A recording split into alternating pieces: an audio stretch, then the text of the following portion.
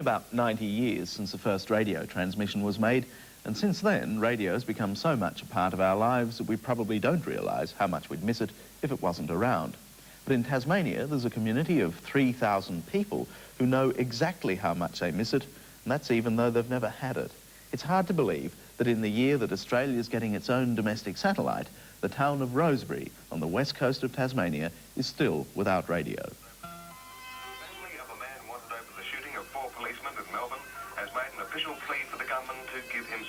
The weather for Jim Young's Electrical, cool and cloudy with scattered showers and areas of drizzle increasing to rain at times.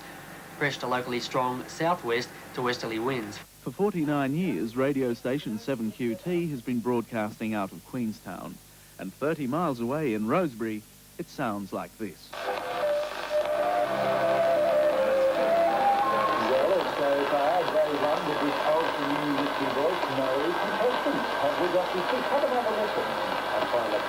And whether it's Tasmanian commercial radio or the ABC, in Rosebery, it all sounds the same. It's hard to believe we're in 1985 and not 1945. It's the mountains that surround Rosebery that cut off radio contact with the outside world.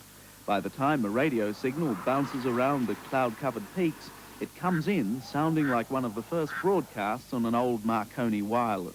Drop your films in the cellar before you go shopping and pick up your drinks 1 hour later. It's that fast. Residents of Rosebery, like Frank Sheehan, say they can't believe it. How long are we going to put up with it? From the era, there's over $10 million worth of taxes come out of this place. And they built a baseball diamond in Hobart, which is about as useful as an ashtray and a motorbike.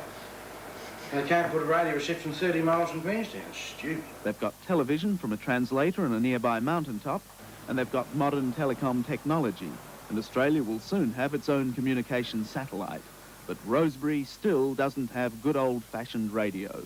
And radio seems to be something that you really miss when you don't have it.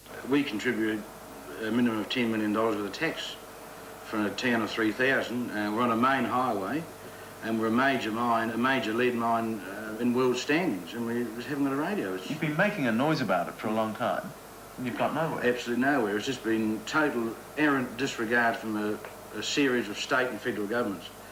And the more people say, the less they do. Come election time, they wail and scream and say, oh, yes, we'll do something, and nothing's ever done. According to this meeting of residents of Rosebery, they've been asking for a translator to bring radio to the town for nearly 10 years, and a succession of federal governments have done nothing for them. But then, government neglect. That's an old story here in Rosebery, and they feel bitter about it. Politicians have promised everything, and it's been parked off, and you just can't blame one side. Both parties, federal and state, are to blame. We're not talking about any government money having to be spent. No, and yet the bureaucrats and the red tape in Canberra is holding 7QT up to get this licence so people 30 miles away can listen to a radio. Every bit as frustrated as the people of Rosebery is the manager of radio station 7QT. In a small town, it's hard work to make commercial radio pay, and he could do with the extra 3,000 listeners available in Rosebery. Since last year, 7QT's had an application filed with the Federal Department of Communications to build a translator at Rosebery. But so far, the only result has been a slowly growing mountain of paper. You work to a formula of trying to make a place run successfully, which at this stage it is. And all of a sudden you come up across a bureaucrat who won't sign a piece of paper for you. I mean, it's been 10 months now since we've applied for the translator, and we've got to stage 3 on a stage 7 process. So by those figures, I can only say that it's going to take another year before we get anywhere. I mean, 12 months from now, another year without any transmission at all in Rosebery. I think it's stinks. In Rosebery, various attempts have been made by individuals to improve reception.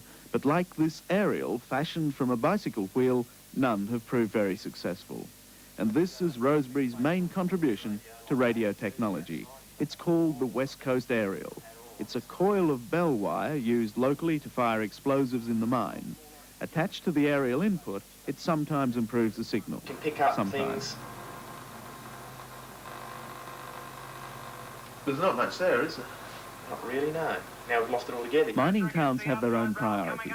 News and music you might be able to do without, but not the races. And at the local TAB, it sounds like they've got the problem solved. and they have in a way. The vital races are piped in on a telephone line and put through a speaker. But some punters say it's still no replacement for the radio. 6-3 and 9 after the 8th. Other dissatisfied residents of the meeting included these girls, representing the complaints of their age group. You get sick of watching videos because it's just the same thing all the time, just plug in the machine, away it goes. And radios is the third means of communication, and we don't get that. It's supposed to be the International Youth Year this year, and what are they doing? We're here in Rosebery without any music and that, and that's what it's supposed to be all about, providing stuff for youth.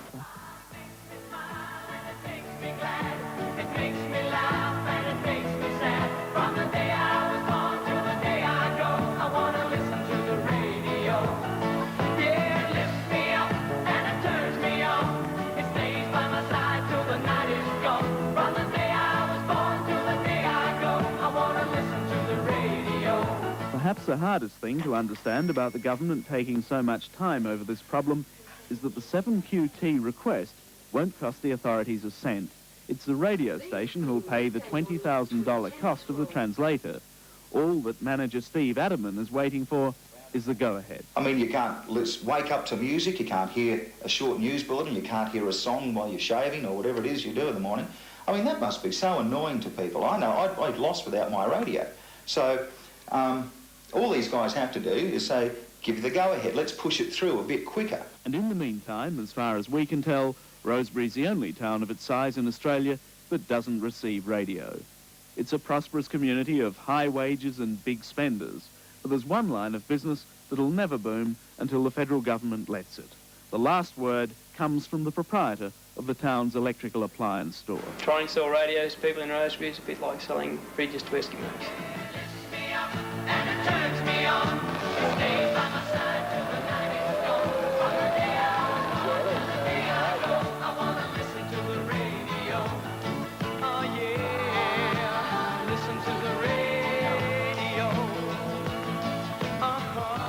Well, since compiling that report, we contacted Labor Senator Terry Orlick, who's been dealing with Canberra in this problem. And this morning he received an assurance from the Minister for Communications, Mr Duffy, that 7QT's application would be signed this week. That'll still mean an 8-week period during which objections to a translator at Rosebery can be lodged. But there shouldn't be many of those. And thereafter, the people of Rosebery will be able to listen to radio just like the rest of us. Well, that's it from Dateline. We'll be back again next week at the same time. Until then, good night. An hour with the rich and powerful follows in just a moment with Dynasty, and then at 9:30 the Mike Walsh Show. And don't forget that from 11 we cross live to Wimbledon for today's round of matches in the world's most prestigious tennis event.